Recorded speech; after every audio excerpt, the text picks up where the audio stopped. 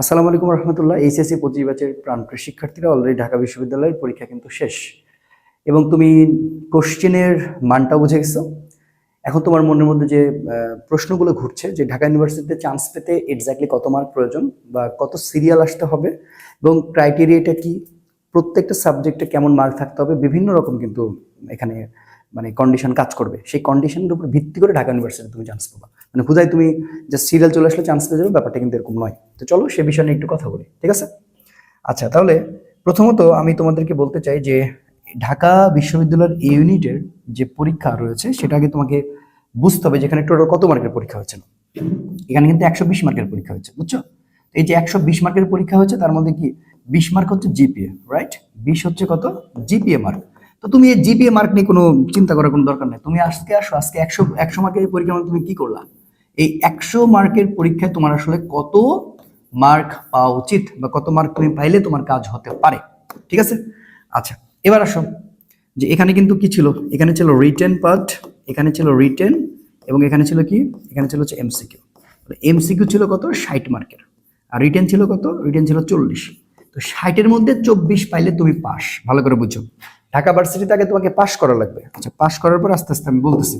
তাহলে এমসিকিউতে তোমাকে 24 পাওয়া লাগবে আর এখানে পাওয়া লাগবে 12। এখন আসো 24 আর 12 মিলে কত? 24 এবং 12 মিলে কত? 4 আর 2 6, ঠিক আছে? আর এই 2 এর একে 3, 36। দুইটা মিলে তুমি যদি 36 পাও তুমি কিন্তু আবার টোটাল পাস করবা না। তার মানে তোমাকে প্রথমত রিটেনে 12 নিশ্চিত করতে হবে, এমসিকিউতে 24 নিশ্চিত করতে হবে, এরপরে দুইটা মিলে মোট তোমাকে 40 পাওয়া লাগবে। কত পাওয়া লাগবে? 40 পাওয়া লাগবে, ঠিক আছে? এখন 40 খালি পায়ে গেলে ব্যাপারটা এরকম হয়ে গেল না, হ্যাঁ? 40 পাওয়া লাগবে, তাহলে 40 পাইতে হবে, বুঝছো? আচ্ছা, এখন এই 40-এর পাশাপাশি অনেক ব্যাপার স্যাপার কিন্তু রয়েছে। এখন আসো ঢাকা ভার্সিটিতে সিট কতগুলো আমি যদি একটু কথা বলি, তো সিট হচ্ছে 1800 প্লাস, ঠিক আছে? 1800 প্লাস। ওকে, এখন কোশ্চেনের যে মানটা আমি দেখলাম, তোমার সবসময় তোমার যত সিট রয়েছে 1800 সামথিং, তো এই সিটের 5 গুণ খাতা দেখা হবে। সব খাতা কিন্তু দেখা হবে না। তার মানে আমরা এটাকে 5টা গুণ করব। 5টা গুণ করলে মোটামুটি কত? প্রায় 10,000-এর কাছাকাছি খাতা তুমি চিন্তা করতে পারো। আমি এটাকে 2000-ই কল্পনা করলাম। 5 গুণ হয় প্রায় 10,000। 10,000 বাচ্চার খাতা দেখা হবে। 10,000 বাচ্চার খাতা দেখার পরে এই 10,000 জনের মধ্যে চান্স তুমি শিওর তুমি ধরে রাখতে পারো যে তোমার সিরিয়াল যদি 5,000 থেকে 5,500, হ্যাঁ এটাকে বলতে পারি আমরা 5,500, আসলে এত দূর যাবে। দেখো 1800 সিট তো, বাট 5,500 পর্যন্ত যেতে পারে। কোনো বারবার 6,000 চলে গিয়েছিল, 6,000 চলে কিন্তু যায়, মানে 6,000 কিন্তু গিয়েছে। তো 6,000 আমরা পরে হিসাব করছি। তোমার সিরিয়াল 5,000 থেকে 5,500-র মধ্যে হওয়া লাগবে। দেখবা যে তাহলে তুমি চান্স পাবা, কোনো না কোনোভাবে চান্স পাবা। কেন? কারণ এখানে কিছু ফ্যাক্ট কাজ করে। দেখো যারা ঢাকা ভার্সিটিতে চান্স পাচ্ছে না এরা কিন্তু অনেকে দেখো বুয়েটের ছাত্র থাকবে, মানে বুয়েটে যারা পরীক্ষা দিবে, মেডিকেলের আছে। কিন্তু ঢাকা ভার্সিটি একটা চরম একটা জায়গা, সবারই কিন্তু ওই জায়গা থেকে আসলে টার্গেট থাকে। তো সেক্ষেত্রে আসলে ওইভাবে সবগুলো যখন ছড়ায় ছিটা যায় তখন আস্তে আস্তে আস্তে সিটটা কিন্তু অনেক দূর যায়। তবে আমরা ধরে রাখতে পারি যে 5,000 পর্যন্ত তুমি একটা মানে তুমি নিশ্চিত একটা ইয়ে করতে পারো যে চান্স পাবা, ঠিক আছে? এবার আসো এই এই এই এই যে পরীক্ষা দিছো তুমি, এই যে 100-100-র মধ্যে যে পরীক্ষা দিছো, তো দেখো গত বছর কিন্তু ফেলের হিড়িক ছিল। এবার একটু তার পরিমাণটা হয়তো বা ইয়ে হতে পারে, মানে কমতে পারে। মানে গতবার তো মোটামুটি কত প্রায় 90% ফেল করে গিয়েছিল, হয়তো এবার একটু পার্সেন্টেজটা কমতে চলেছে, মানে একটু কমবে হয়তো বা। তবে আমি তোমাকে বলে রাখি, তোমার ভাই কাটমার্ক যদি তুমি আমারে বলো যে ভাইয়া কাটমার্ক কেমন হতে পারে, তো আমি মনে করি 50+। 100-র মধ্যে যে 50+ মার্ক তুলতে পারবে, ঠিক আছে, তার একটা সম্ভাবনা রয়েছে, মার্ক তুলতে পারবে। তার মানে কি, তুমি যদি 50+ মার্ক তুলতে পারো তাহলে তোমার সিরিয়ালটা আসতে পারে। এবং এই সিরিয়ালটা অবশ্যই তোমাকে 5,000-এর মধ্যে থাকা লাগবে। কতর মধ্যে থাকা লাগবে? 5,000-এর মধ্যে। বেশি রিস্ক না নিতে চাইলে। হ্যাঁ, কোনো কোনো ক্ষেত্রে তোমার কিন্তু 6,000 পর্যন্ত তোমার ভাগ্য ভালো হলে তুমি ডাক পেতে পারো, কিন্তু তোমাকে আগে কি করা লাগবে? পাস করা লাগবে। এরপরে যখন তুমি 50+ মার্কস পেয়ে গেছো, এই 50+-এ মার্ক পাওয়ার পরে তোমার আবার সাবজেক্ট চয়েসের সময় কিন্তু আবার নানান রকম আসলে ঝামেলা আছে।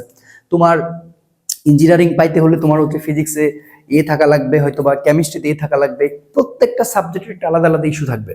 দেন তুমি ওই সাবজেক্ট পাইতে গেলে আবার রিটার্নে তোমার এখানে একটা থাকবে যে এত মার্কস পাইছো কিনা, হ্যাঁ এমসিকিউ তো অত মার্ক পেয়েছো কিনা। যদি না পেয়ে থাকো তাহলে তুমি কিন্তু ওই সাবজেক্টটা পাবা না, তোমাকে কিন্তু আর দিবে না। তুমি দরকার নর্মাল সাবজেক্ট পাবা। এটা ঢাকা ভার্সিটি ভাই, তোমাকে মনে রাখতে হবে। তাহলে মোট কথায় আমরা বলতে পারি, তো ঢাকা ভার্সিটিতে চান্স পাওয়ার জন্য তোমার 5,000-এর মধ্যে সিরিয়াল যদি থাকে এবং তুমি যদি 50+ মার্ক সুনিশ্চিত করতে পারো, ইনশাল্লাহ ঢাকা ভার্সিটি তোমার একটা সিট কনফার্ম হতে চলেছে। মানে 50+ সুনিশ্চিত করতে হবে, সুনিশ্চিত করতে হবে, ঠিক আছে? দেখবা যে তাহলে তুমি হচ্ছে যে চান্স পাইতে পারো ইনশাল্লাহ। কথা কি বুঝতে পারছো আমার কথা? ঠিক আছে। তবে একটা কথা বলি, দেখো ঢাকা ভার্সিটিতে সবাই তো চান্স পাবে না, এটা তোমাকে মেনে নেওয়া লাগবে। এটা তুমি মেনে নিবা না, এটা তোমাকে মেনে নেওয়া লাগবে। ঢাকা ভার্সিটিতে সবাই চান্স পাবে না, এটা তোমাকে মেনে নেওয়া লাগবে। হ্যাঁ, এবং এই অ্যাডমিশন যুদ্ধে তোমাকে মাঠে থাকতে হবে। এই যে কেবল তোমার শুরু 25 ব্যাচ 24 ব্যাচের ওরা কিন্তু জানাই, বাট তুমি কিন্তু এখনো বুঝো নাই।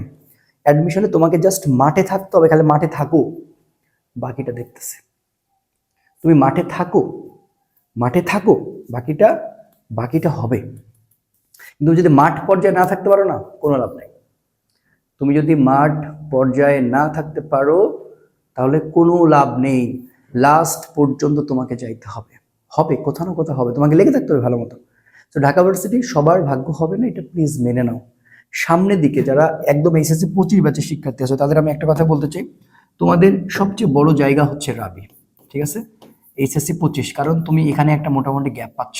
সামনে তোমার জেউ পরীক্ষা, জেউর পরে হচ্ছে তোমার অ্যাগ্রির পরে তোমার হচ্ছে সিইউ মানে চবি, তাহলে জেইউ অ্যাগ্রি সিইউ এগুলো এমনভাবে যাবে তুমি নতুন করে এখানে পড়ার মতো কোনো জায়গা পাবা না। কিন্তু তুমি যদি আরইউকে টার্গেট করো, এখানে কিন্তু তুমি একটা ভালো গ্যাপ পাচ্ছ। যারা 25 ব্যাচের আছে তারা একটা রাবিকে মনে মনে টার্গেট করো। রাজশাহী বিশ্ববিদ্যালয় কিন্তু চরম লেভেলের একটা বিশ্ববিদ্যালয়, ঠিক আছে? অনেক বড় ক্যাম্পাস, অনেক সুন্দর। সো বাংলাদেশের মানে টপ ভার্সিটির মধ্যে একটা। সো তোমার এই জায়গাটাকে একটু প্ল্যান করতে হবে, ঠিক আছে? এবং রাবি নিয়ে একটা আলাদা রকমের আমাদের আসলে ড্রিম প্রজেক্ট রয়েছে, তোমরা হয়তো বা জানো। তোমরা যদি এখনো, আমরা 3 তারিখ থেকে আমরা নতুন ব্যাচ রাবির জন্য, আমরা রাবি ফুল কোর্স, এই রাবি ফুল কোর্সটা নিয়ে আসতেছি। আমরা ওই কয়েকদিনে আমরা চেষ্টা করব 3 তারিখ থেকে 15 তারিখ পর্যন্ত। এখানে কোর্স ফি মাত্র 400 টাকা, কোর্স ফি মাত্র 400 টাকা। এবং তুমি চাইলে কিন্তু রাবি প্লাস চবি, হ্যাঁ রাবি প্লাস হচ্ছে চবি, রাবি প্লাস চবি, তুমি হচ্ছে পিডিএফ প্লাস হচ্ছে ম্যারাথন, পিডিএফ প্লাস হচ্ছে ম্যারাথন ব্যাচে অংশগ্রহণ করতে পারো। এখানে অলরেডি 700+ স্টুডেন্ট ভর্তি হয়েছে এবং তারা কি বলবো আস্থা রেখেছে। তুমি এই কোর্সটা নিতে পারো। জগন্নাথে অলরেডি আমাদের পিডিএফ থেকে কি পরিমাণ কমন ছিল, আমাদের ইয়েতে গেলে দেখতে পাবা 20+ কমন ছিল, 20+, ঠিক আছে? এবং রাবি চবিতেও আমি তোমাকে বলে রাখলাম ইনশাআল্লাহ 60% বা 70% তুমি কমন পাবা। সো ইনশাল্লাহ 70% কমন থাকবে আশা করতেছি। আমার এই পিডিএফ এবং সাথে ম্যারাথন, এটা হচ্ছে মাত্র 200 টাকা, মাত্র 200 টাকা, ঠিক আছে? আর তোমার যদি একদম টার্গেট টোটাল থাকে রাবি কেন্দ্রিক, সো রাবি এক্সাম ব্যাচেও তুমি ভর্তি হতে পারো আর কি। সো রাবি এক্সাম ব্যাচের হচ্ছে কোর্স ফি মাত্র 100 টাকা, মাত্র 100 টাকা, বুঝছো? মাত্র 100 টাকা। সো এই হচ্ছে বিষয়। তো ভর্তির নিয়মটা আমি একটু বলে দিচ্ছি, যারা আসলে এখানে ভর্তি হতে চাও, তুমি যে কোর্সে ভর্তি হলো না কেন ভর্তির নিয়মটা একই, যে তুমি এখানে বিকাশ এবং নগদ এই নাম্বারে হচ্ছে টাকা সেন্ড করবা। টাকা সেন্ড করার পরে হোয়াটসঅ্যাপে তুমি নক দিবা এই 2টা নাম্বারে। অবশ্যই সেন্ড মানি করবা, অবশ্যই সেন্ড মানি, বুঝছো? সেন্ড মানি করবা। তো হোয়াটসঅ্যাপ হচ্ছে এই 2টা নাম্বারে তোমার ওই পেমেন্ট হিস্টোরি এবং তোমার ফেসবুক আইডি এখানে পাঠিয়ে দিবা। এখানে পাঠিয়ে দিলে আমার টিম তোমাকে খুব দ্রুততার সাথে রেসপন্স করে তোমাকে একটা প্রাইভেট গ্রুপের লিঙ্ক দিবে, তুমি সেখানে যুক্ত হয়ে আমাদের কোর্সে ভর্তি হয়ে যেতে পারো। একটা কথা বলবো, হাল ছাড়া যাবে না। আমরা চেষ্টা করতে পারি, বাকিটা উপরওয়ালা আমাদের সেট করে রাখছে। তুমি আমি টেনশন করে কোনো লাভ নেই। উপরওয়ালা যতক্ষণ না চাইবে কিচ্ছু করতে পারবো না। ভরসা রাখো, ইনশাল্লাহ ভালো কিছু হবে। আসসালামু আলাইকুম রহমতুল্লাহ।